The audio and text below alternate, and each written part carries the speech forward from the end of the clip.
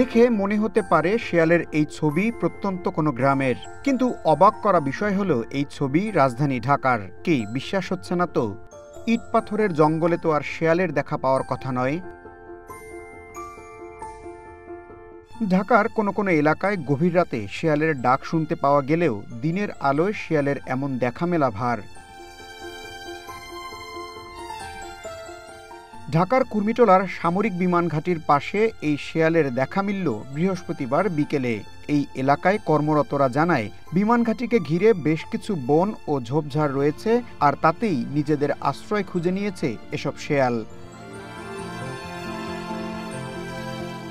আবাসস্থলের অভাব ও সীমিত খাদ্য তাদের দলগতভাবে থাকার সুযোগ কমিয়ে দিয়েছে, যা তাদের শহরমুখী হওয়ার অন্যতম কারণ। বিমানবন্দরের রানওয়েতে শেয়াল চলাচল করলে বিমান ওঠানামায় ঝুঁকি তৈরি হয়, তাই এই জায়গাও তাদের জন্য খুব একটা নিরাপদ নয়।